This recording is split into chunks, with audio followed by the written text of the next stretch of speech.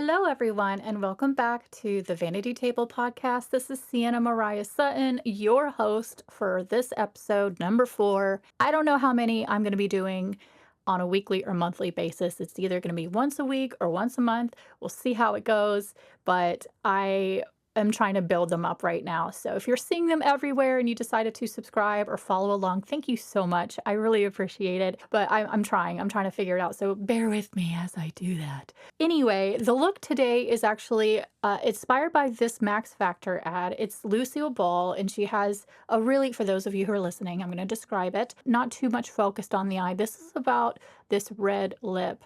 Oh my God, you guys. Alcone makes the most beautiful. Why do I look like I need, like my bangs need? Hang on a second. My bangs look smooshed to my face.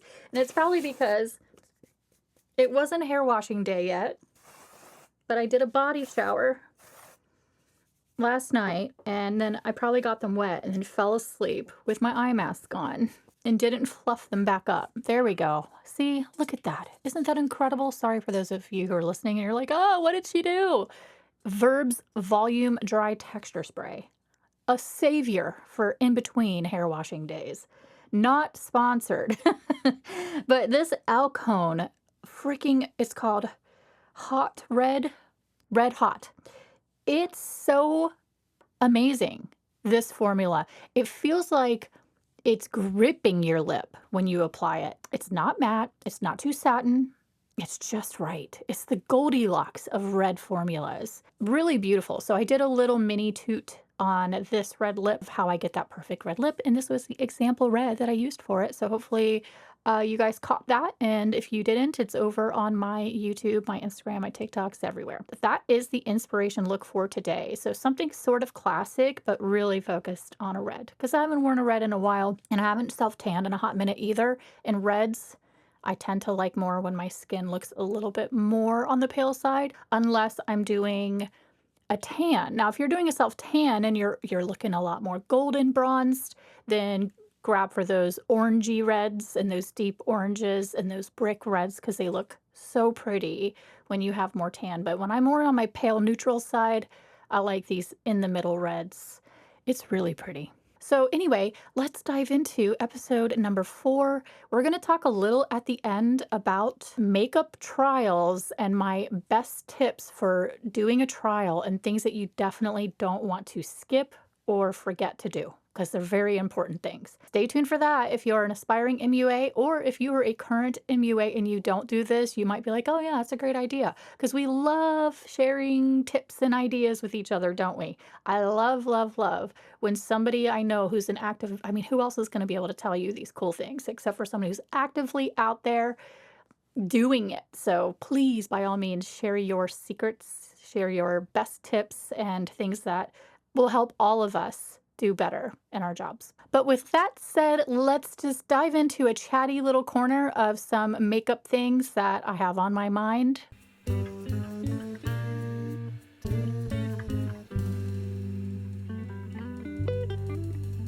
Oh my gosh, you guys, last night I started the documentary about Jayne Mansfield.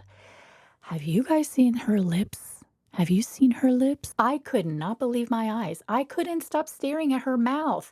I am one of those people, though, who like eyes and mouths really pull me in. So if you have a nice mouth and nice teeth, or your eyes are really captivating, I will be obsessed with you. I will be like, I cannot stop staring at your features. It's probably the makeup artist in me, because I'm thinking, gosh, what I could do with that. But her freaking lips, dude. Now, I would say if you're driving, do not do it. But right now I'm going to have her on my screen. And also, if you are driving and you're listening, just Google Jayne Mansfield and look at her freaking face, her lips and her teeth. My God. So she obviously did not have lip injections, obviously. And that's what triggered this whole, well, when did when did we have lip injections? For transparency, I've had my lips done 3 times. Now, when I do it, I get that hyaluronic, Juvederm. And the first time I did it, we really went baby step. Like, I was scared. I did not want fake looking lips. So we really, really carefully did that first round. And then I loved it so much when they were swollen that I went back and I got the second. And that kind of was where I was like, okay, I'm happy with this. And then probably 3 years went by before I had anything done, and just recently went back in because I was like, "Okay, they're deflating."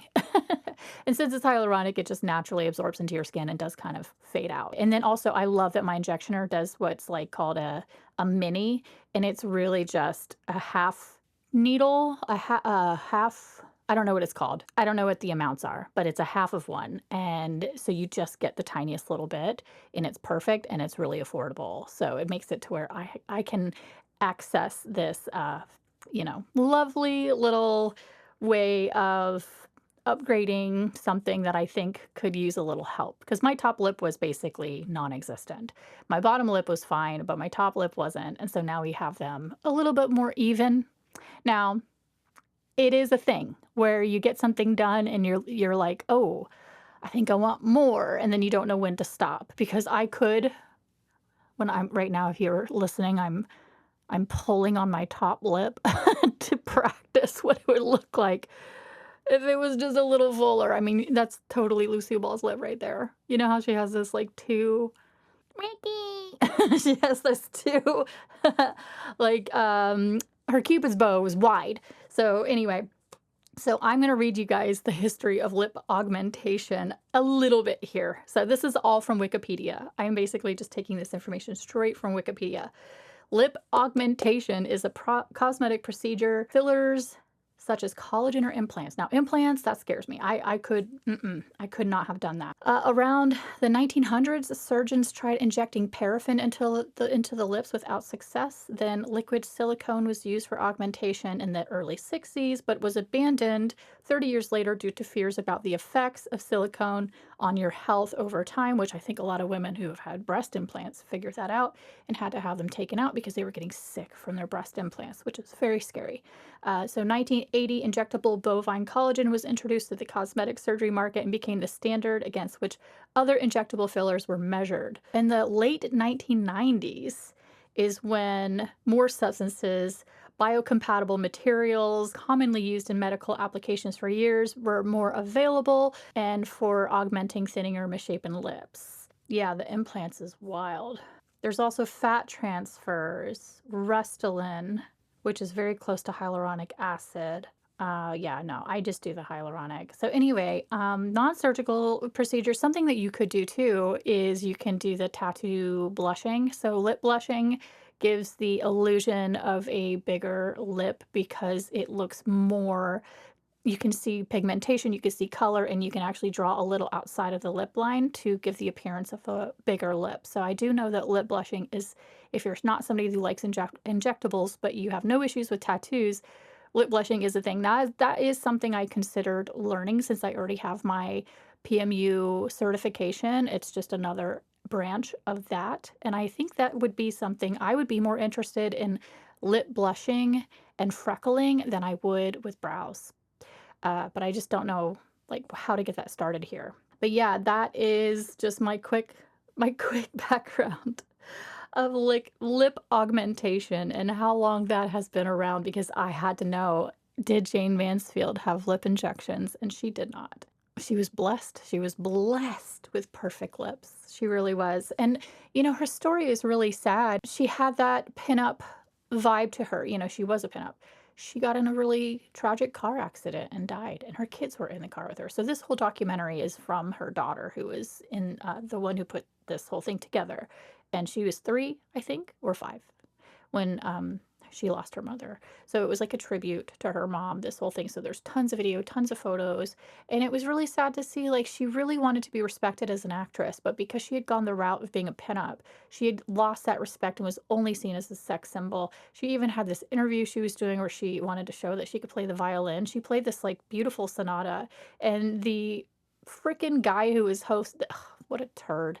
The interviewer guy was like, "Shut up and kiss me," and like looked at the audience and winked, and the audience is full of all of these like military dudes in uniform, and they all start laughing and clapping, and she's like, "No, no, I really wanted to like actually play."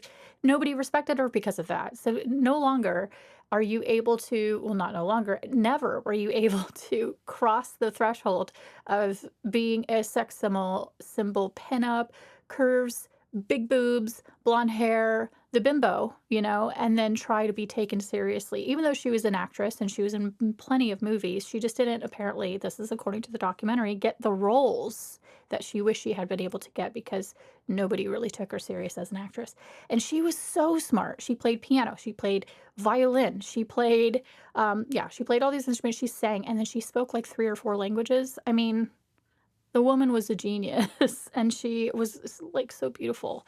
And apparently, her hair was so fried from bleaching it over and over again that she wore wigs a lot. So a lot of times in those 60s flashback photos and videos in the movie, you could tell she's wearing a wig. And, I mean, we've all been there if you tried being platinum. I was just there a year ago. I had tried to dye my hair so many times, and then I went full-blown platinum.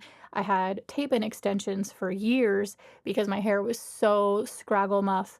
And then when I took my hair out and decided to go au natural, when I looked at my Gollum ass staring right back at me in the mirror, a tear comes to my eye because I'm like, what did I do to my hair? And I keep having these chemicals I have to maintain and keep it on my head. But I felt like brown looked really dull and boring. But it did it on me. On me. I love it on other people. And I still look at photos of girls with beautiful brown, healthy hair, and I'm like, ooh, can I? But every time I do it, I just feel like, oh God, I'm sick of it. So I have to have like a slight amount of coppery blonde in my hair, or else I don't feel like myself.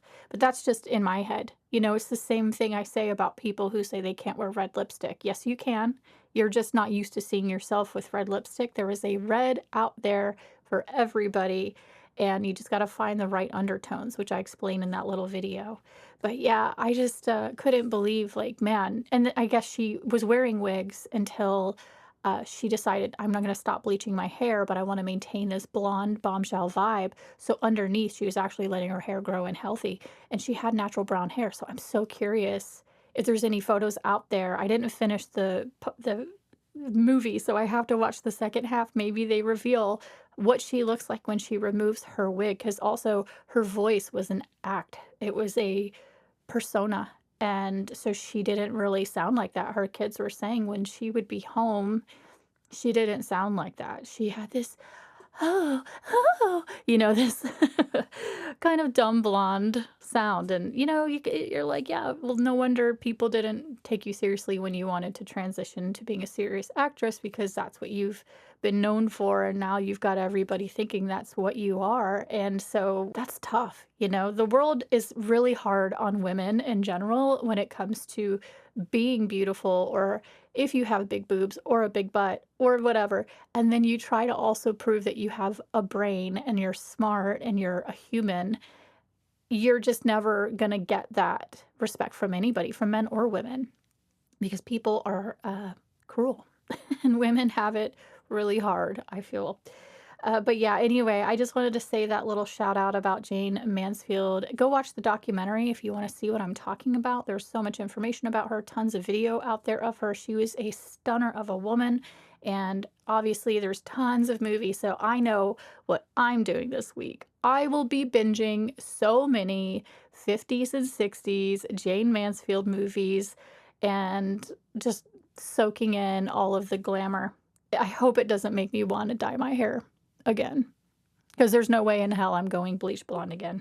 All right, here's the next thing that I wanted to say. A revelation came about when I posted that video about hooded eyes and doing that graphic liner, because something popped into my head, and I didn't say it then, but when you're doing a really big wing because you have hooded eyes and you're chasing the straight line, is the best way I can describe that. You're constantly trying to make the line straight, and especially the older you get and the more textured your eyes become and the more saggy, and it's not built like it used to be. When you're trying to get that straight line, you just end up going bigger and bigger and bigger before it sticks over your entire eyelid. Well, I thought about something. Amy Winehouse had that huge wing. It took up more than her eyelid. It was her eye, her brow. It went up half her face. I mean, that was a mega wing, and it became her staple. What if her staple, not only was she inspired by vintage makeup, which is a known thing, she had the beehive hair, she wore a red lip, she had that big graphic wing, but also, did she have hooded eyes underneath all of that? Because you can't tell. because her eyes are covered in black liner. So I looked it up. I Googled old photos of Amy Winehouse with no graphic wing liner. And there it is. She is hella hooded. She is hooded to the nines. No wonder she decided this is going to be my look, because I guarantee you that one day Amy Winehouse was sitting at her vanity. She was trying to do a graphic wing. And just like the rest of us, she could not make it small because she was hooded. She kept going bigger and bigger and bigger. And then probably what happened was she went out on stage, or she was somewhere where press took photos and were like, whoa, what's this? And it just took off. Now, I don't know that that's exactly how it went down, but I can imagine that's got to be pretty darn close. Now, there could be another storyline to it, but until somebody tells me otherwise, I am convinced that Amy Winehouse had a freaking eyeliner meltdown one day and said, screw it, and just covered her whole eye with a graphic wing. Did you know, too, that if your eyes are sagging so badly that it actually starts to impair your vision slightly? So meaning, like, when you open your eyes, you can't open them fully, or when you open them, you're not in a full range of vision that you would be if you didn't have this skin pushing your eyes closed. You can actually have that covered by your health insurance. Now, not maybe everyone's health insurance, but I had a client who I did makeup on one time, and she had just, I think it had been a few months, and she said, I've never had my makeup done with a hood-free eyelid. And this woman was probably in like her 70s, and she was emotional about it because she's like, I've always dealt with these sagging lids, and they've been haunting me my whole life. And I finally got the surgery, and you can see the line where the stitching was ever so slightly. And she said, I've always wanted to just have somebody do my makeup however you feel, so give you free reign. But I've always wanted to know what actual makeup looked like on me at her age, in her 70s, had never had that feeling because she'd always had sagging lids. So by the time she got to be that age, it was so severe, it was closing her eyes. And it was covered by her frickin' insurance. When I heard that, I said, noted. I will be sure to relay that information to as many people as I can. Not all insurances will cover it, but I think a good portion will. So if you're having that issue, consider asking your insurance provider if that's something that they would do, if it's really bad, you know.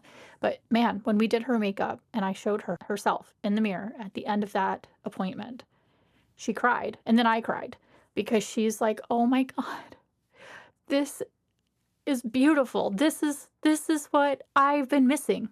This is why I do makeup, because these moments that you have with people when you get to connect with them and just make them feel good. You know, we don't have to feel like we have to wear makeup to love ourselves. And I just make that very clear. But enhancements like this, that without a doubt make you feel better, are just magical moments. And it's a good one. I really love that. It's a story I'll always remember for the rest of my life.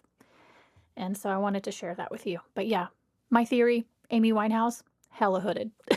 So I wanted to just tell you guys about my slight obsession with Bath and Body Works. If you watch my vlogs, you'll know this week coming up, that I haven't edited yet, but this week coming up, there will be a unboxing of some, I don't know why I say a unboxing. I know it's an, but I started doing that and it's a thing I can't stop. I don't know why I do it. It's I did an unboxing. I did an unbox. My mouth doesn't do that. I did a unboxing, pause. And I tell you what, there's this dressed in white lotion that I had for ages. And well, you know, I had it all of last year because lotion lasts forever. So I had it for almost a whole year, probably longer than that actually. And it smells like perfumey, floral. I mean, all the things I don't like. I don't like super perfumey things. I don't like really floral, girly things. But it's something about it that felt like being wrapped in a blanket of flowers when I would go to bed. So I'd get out of the shower and I'd put this like dressed in white Bath and Body Works lotion on, and I just loved it. It became nostalgic. It started to become a happy, nostalgic smell for me. And that's just what Bath and Body Works is for me in general across the board. Right now, I have my candle going. It's gardenia and the whole place smells great. They're also the most intense candles you can ever buy. So they had this sale and I had a coupon and I thought, okay, screw it. I'm just going to go on their website. I haven't done this in forever. I haven't even been into one or purchased anything from a Bath and Body Works in a like really long time.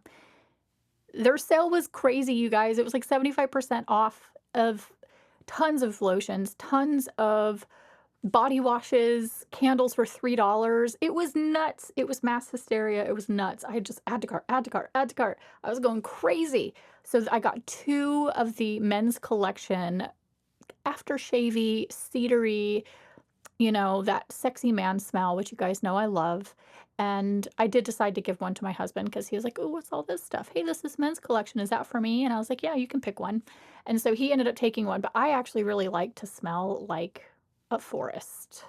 So even though it says men's collection, I wish that it would just be, you know, gender neutral and just let it be for whoever enjoys that fragrance, because I don't need it to say men's collection on it when it's a very delicious Pacific Northwest wood pine smell that I love, and I it's so great. So I have that in the shower. I also got one called pistachio, and it's in this really cool I like the bottles look kind of art deco-y, and so I got this pistachio one that's in this green bottle with a gold top, and it's so art deco. That I don't know that I love the smell just out of just when you pop it open and squeeze it and you get that first whiff.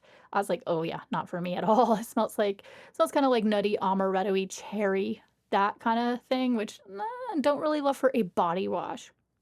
But I actually took a shower and tried it, and it's not bad. It's kinda nice, actually. It's a warm smell. So if you like vanillas and musks and cherry and that kinda thing, then you would love it. It was $3. Freaking $3. I had to get it. And then I got all these lotions. One of them is this here that I'm holding, Blush Cardigan.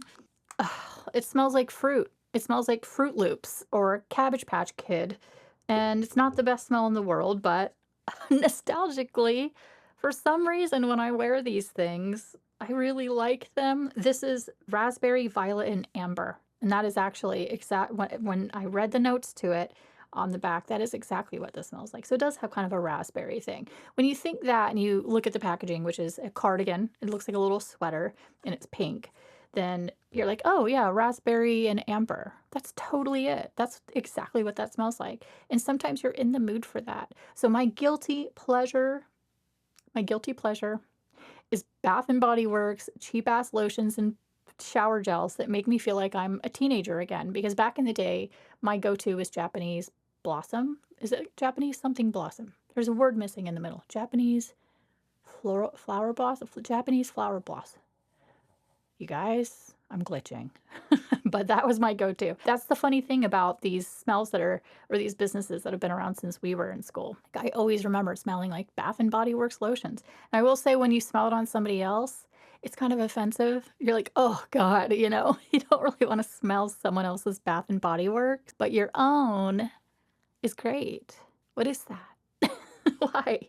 Why are we like this? They do come out with a mid-year Halloween line, and it's right now, I think right now it's at Bath& and Body Works where you can buy vampire blood and all of that stuff right now.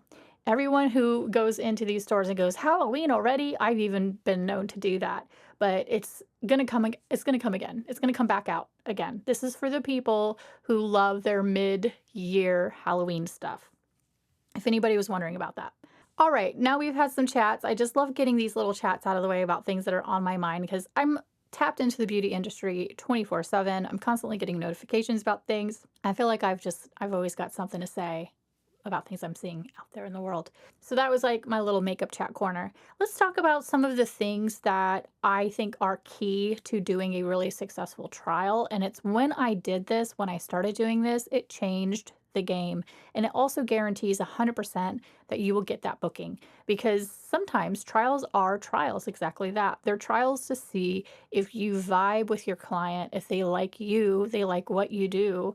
And I would say my bookings from doing trials have increased 100%. Like, I've had some people do a trial, we didn't talk through it, we didn't do all these things I'm about to say, and someone's been like, I just don't think makeup is for me. Because I do end up getting a lot of people who just don't wear makeup. I mean, you might even skip lashes on some of these people because they're like, no, I've never worn a lash. That sounds so uncomfortable. But in the trial, they can try it and they can see. And you just got to make sure you tell them that. This is to see if you like the feel of lashes. Do you notice that it goes away eventually? It's like a tampon. Once you put it in and you've worn it for a little while, you forget it's there. You could eventually forget that there's a lash on your eye, but if it's not applied properly and it's poking them, then they're going to feel it all damn day. So make sure you also say if it's poking, it's not supposed to do that. Please do let me know that it has to be 100% comfortable. You're not supposed to feel it, and using really light natural lashes with them. But this is one thing that I started doing, and I swear to God, this is what changed everything for me.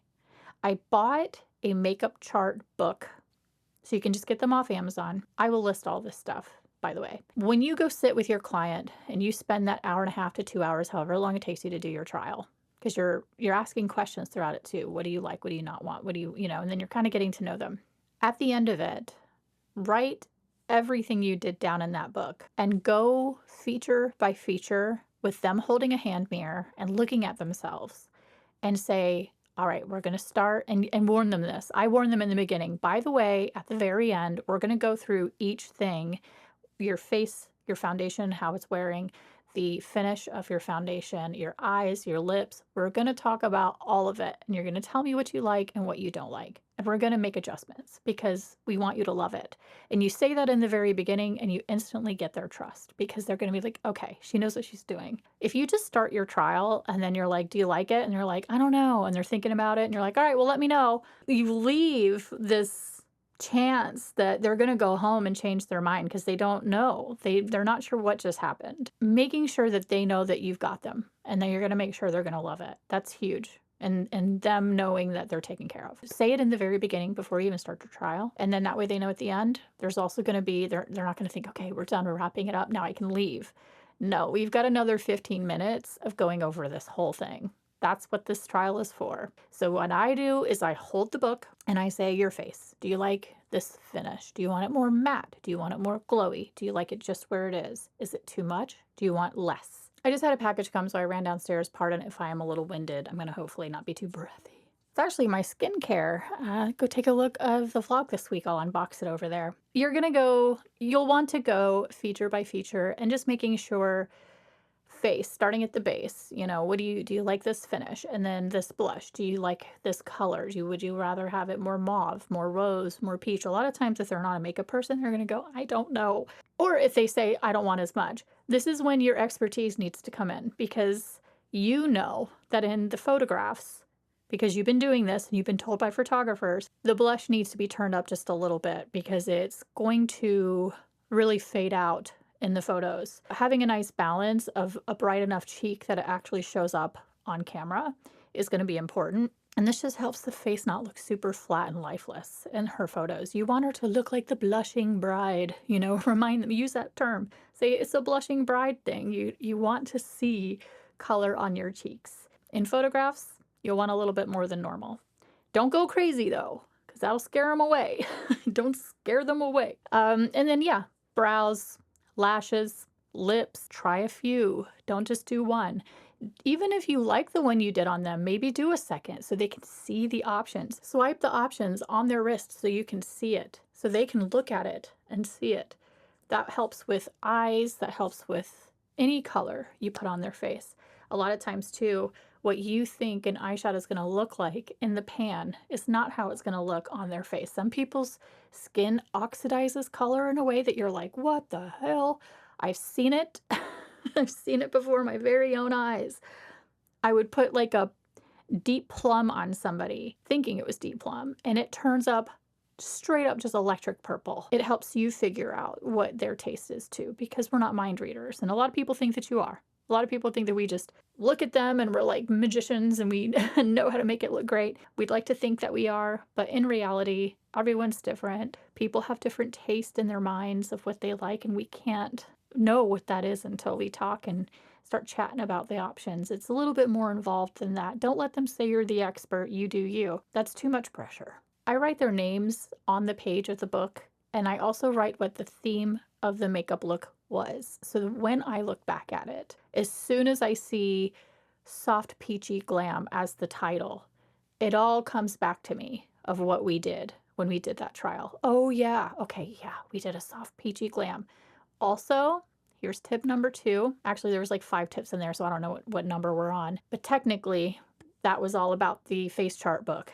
Tip number 2, take before and after photos for the trial and create an album under the name of that bride. So you can easily look back at it, especially if you take multiple bookings. I'm saying bride, but whoever it is, your event goer, writing down the theme of what you do so that you can look back at it, and then also having their name in a folder before photos, after photos. Ask them if you can share it on your Instagram to help promote yourself. There's multiple reasons why before and afters are effective, especially because people will see your work. So if you get permission to put this on your profiles and you show what the before was, sometimes you'll have somebody who had problematic skin that you were able to completely cover up. But no one would know that when they look at the after. They're just like, oh, that's great makeup. But when you see that difference and lets people swipe before and after, that shows your skill. So that's what you want. Get those before and afters. Ask them if you can, but I ask every single person, are you comfortable with me getting photo and video for socials, or also just for reference for me to look back at? And they're 9 times out of 10 going to say yes. The night before, I usually look back over all of our notes, make sure there's not anything I missed. Sometimes I don't have a product that I needed to grab to make sure I had it for that day. So I make that note on the page. Make sure you get natural demi wispies, or make sure you get a brown mascara if I don't have one, or whatever we've discussed. Make sure you have all the things that you made notes about for this particular person, and that way you can go get it. And so I look at all that stuff a day or two before the event, and then the morning of, when I'm there, I open their book and I have it on the table and I read through all of the notes right before they sit down. And then as we're going, I just double check I'm using that right eyeshadow tone that we chose. I'm using the right blush tone. I'm doing the finish we talked about. Giving people that time to talk it through with them and ensure that they're getting exactly what they want. So, so important. And it's really also, I've noticed a shift in my energy when I'm sitting with a client, that I'm like more confident in what we're about to do. And I feel like I'm in control of the situation. Know what you're doing. Let them know you know what you're doing. And you sound like you know what you're doing when you say this is how it's going to go. The day of the event, you will notice how much quicker you're able to do all of it. You're not going to be chatting or asking questions or thinking or picking stuff out and sitting there looking at your makeup kit going, what should I do next? You're not going to do any of that because you're going to have it all written down. So you can grab for your product and do the makeup as quick as can be. You still want to obviously take time on their skin and take care of them and exfoliate if you have to, their lips, or doing your lip masks, doing your eye masks if you want to do that beforehand. Prep their skin really well. Just make them a glowy, beautiful goddess and make them look their best. I love it when I do makeup and we're done and she's getting her veil on and her finishing touches, and she turns around and her friends immediately cry. Even though that sucks because I just did everyone's makeup and I'm like, don't cry. You're going to cry off everything we've done, even though it should be cry proof. It should be cry proof, but sometimes, yeah, that's always like, oh, I've done my job, when everybody gets emotional when the bride turns around after getting their makeup and their hair done. Such a special moment. So that is the rewarding part of being a part of all of this, is that you're there for such an amazing time in their lives, and you're part of that memory. You are part of creating this fantasy and this fairy tale. It's just really fun. It's a really fun thing. It's so stressful. And I say every time I do really crazy ones that that's the last. I'm retiring. If anything, I have a podcast. So instead of retiring from doing it for actual clients, I now have tons of tips to give people about things that I've learned in this business. These are really cool, I think, cool tips. I hope I don't sound preachy. I've listened back to a couple of my past episodes and I'm like, Sienna, you're on your preach. I always, of course, mean well. I just want to help. So those are my greatest tips for doing a trial, is talking through every step of the way, writing everything down in your makeup book. I do sometimes when I'm using those face charts, we'll take the color of the lipstick and put it across the lip. take my finger and just, I don't do face charts. Like when you work for Mac, you actually have to do beautiful face charts, or I don't know if they have to do that anymore, but back in my day, we used to have to once a week or twice a week do a face chart and practice looks with new product. I'm not doing it to practice looks, I'm doing it as a reference. So having the color on the lip and the color on the eye, as well as titling it, are things that help me instantly look at it and have flashbacks of what we've done. Make sure you get some of it down. I don't always remember to do it. And then by the end of the day, I'm packing up my kit, shut my book, and I put everything away, and I'm like, crap, I forgot to swatch the face chart with the color. It just really helps. It's not 100% necessary, but I will say it does help, especially if there's a specific technique, like you've got a hooded eye and you're like, go this way with the liner. You can make a little note and draw it onto the face chart. That'll help you down the road. That's all I've got for this episode of the Vanity Table podcast, you guys. I am available on Amazon Music. I'm available on Apple Podcasts, Spotify podcasts. I have a YouTube channel. I'm everywhere. Please do go follow and listen over there. And thank you so much for listening. I will talk to you guys on the next one. Bye.